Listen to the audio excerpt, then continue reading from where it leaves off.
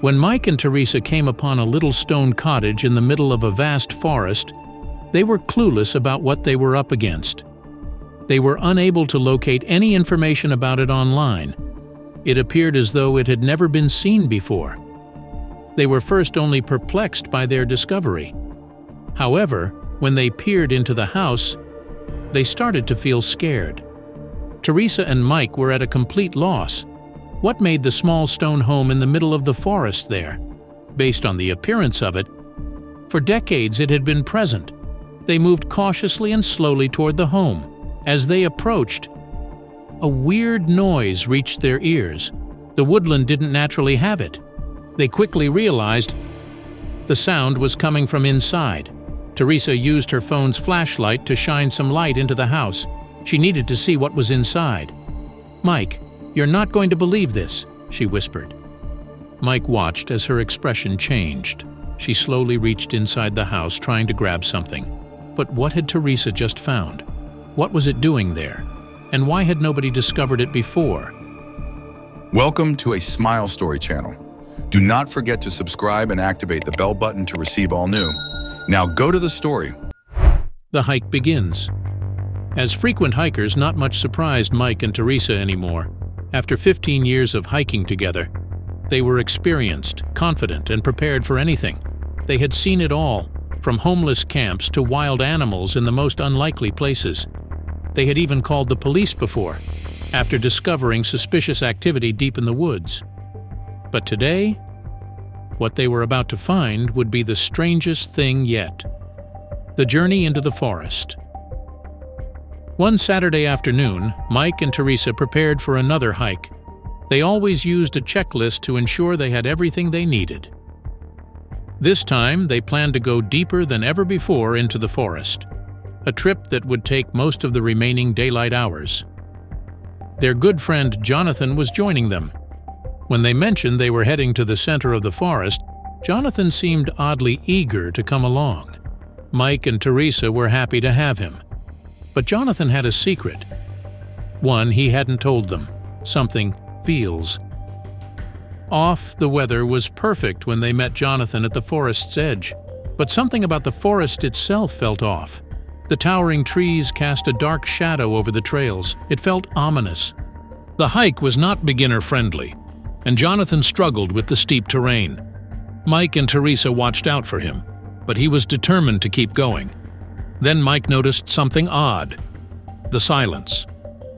The forest was too quiet. Normally, the preserve was full of life. Rabbits, squirrels, and birds chattering in the background. But today, only a few birds circled in the sky. Something wasn't right. To make things worse, none of the trails matched their maps. The markings were different. The paths didn't lead where they were supposed to, and none of them seemed to go to the center of the preserve. Were they lost? Teresa suggested they weren't supposed to be there, but they had never seen any signs prohibiting entry. They tried to pull up a satellite view on their phones, but there was no service. Jonathan picked a trail at random. "Maybe we'll find something soon," he said. Mike and Teresa followed, but Mike couldn't shake the feeling that something was wrong. A strange discovery. Finally, Teresa paused to check their location again. She got a weak signal. It showed they were close to the center of the preserve. She felt relieved. At least they were on the right path. But she hadn't stopped to think about what they might find. As they stepped into a clearing, light streamed through the trees. Jonathan picked up his pace. Then, Mike saw something. The stone house. A tiny stone house stood in the shade of the clearing. Mike approached cautiously. As he took a few steps closer, he tripped. Something tangled around his foot.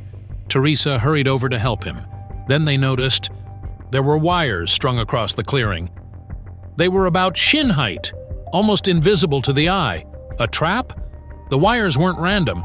They surrounded the stone house. Why would someone bother setting up wires around an abandoned home? Could they have been for a different purpose? Mike peered closer at the building. Maybe it wasn't abandoned at all. Jonathan vanishes. Suddenly, Jonathan was gone. Mike and Teresa searched for him. As they did, They noticed more wires near the house. Jonathan reappeared on the other side of the house. Like them, he had been trying to figure out what the wires were for.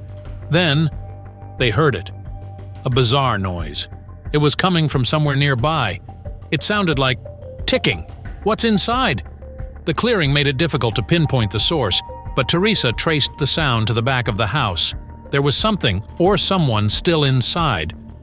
Mike was reluctant to go closer. What if it was a bomb? But Jonathan and Teresa couldn't resist. Their curiosity got the best of them. Teresa found a short window on the ground floor. She peered inside. At first, she saw nothing but darkness.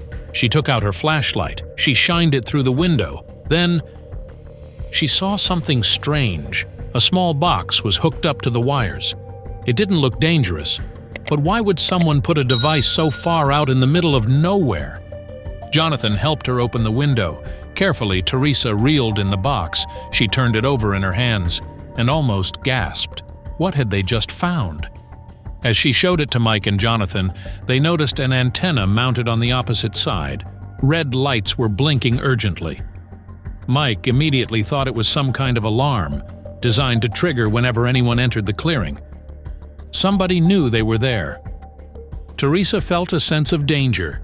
She wanted to leave the forest immediately. Jonathan and Mike, however, weren't as scared. They felt a rush of adrenaline.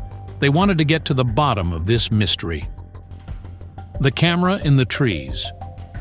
What could this mean? Mike wondered. Why was this house so important? Who would go so far as to install a device like this inside it? Then, Jonathan spotted something in one of the trees. At first he couldn't tell what it was, but he had to get closer. Teresa begged them to leave it alone. "Let's just go back the way we came," she pleaded. Why was this so important to Mike and Jonathan? Then Jonathan finally saw it. It was a camera attached to the tree. Now, they knew for sure. Somebody not only knew they were there, but was actually watching them. This tiny house was important to someone, but why? Was there something else hidden inside? Someone is coming suddenly. Teresa heard something in the distance. Her heart stopped for a moment. Someone was approaching. She rushed to Mike and Jonathan and warned them. But the two men were still investigating the tiny house. They hadn't found anything valuable yet. But when Teresa said someone was coming, they knew they couldn't stay. They would have to return later. Without hesitation, the group made a run for it. They couldn't risk waiting. What if this person had bad intentions? Jonathan grabbed the device before leaving. He wanted to figure out what it was. Then, a voice shouted in the distance. Teresa's fear grew. The device suddenly started beeping again. "Drop it, Jonathan!" Mike yelled. "They could track us through it." But Jonathan was stubborn. He refused to let it go. Why was this so important to him? Did he have a secret agenda? The chase. Suddenly, Teresa tripped over a branch. Mike rushed back to help her, but Jonathan kept running. "Jonathan, wait!" Mike shouted, but Jonathan wouldn't listen. Then, they heard dogs barking. Now they knew somebody was getting close. The barking grew louder. Teresa was hurt and couldn't run any further. Mike stood in front of her. He wouldn't let anyone or anything hurt his wife. She was too important to him. Then suddenly, the dog was called off. A man appeared. The mysterious man. The man walked toward them. "Who are you?" Mike asked. "What are you doing here?" The man replied instead.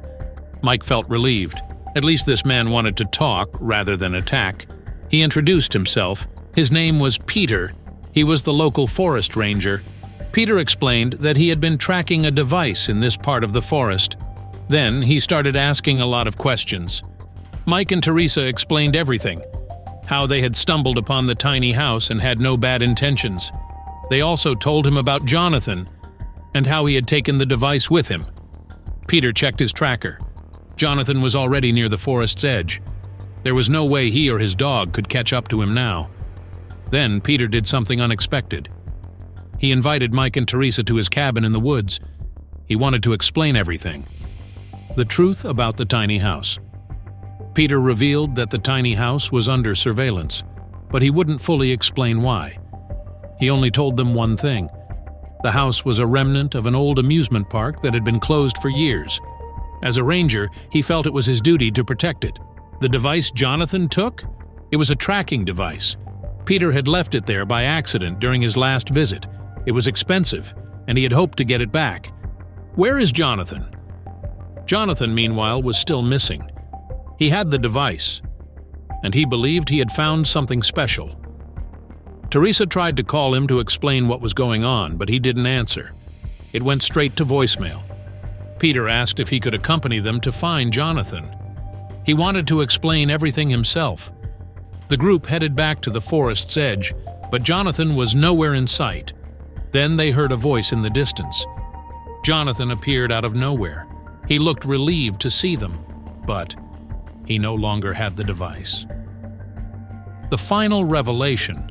Peter immediately asked where the device was, but Jonathan didn't seem intimidated. He refused to reveal its location. Why was this so important to him?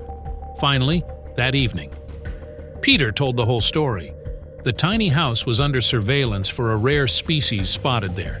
Peter believed it was the discovery of his life. He wanted to protect it, which was why he had left the tracking device in the first place. Jonathan looked disappointed. He had hoped he had found something entirely different. Finally, he gave up the location of the tracking device. He also apologized for leaving Mike and Teresa behind. Together, they made a deal. They would leave Peter alone to claim his discovery. The repercussions. After a few weeks, the newspaper's headline caught their attention. Peter's finding had been formally announced. Additionally, he praised them for their assistance in the piece. Teresa and Mike grinned. Even though it had been a scary event, it had been memorable too. If you like the story, surely the next video that's appearing on your screen will move you too. Don't forget to subscribe to the channel, give us a thumbs up, and activate the notification bell so you won't miss any of our next videos. A huge kiss, and see you in the next story.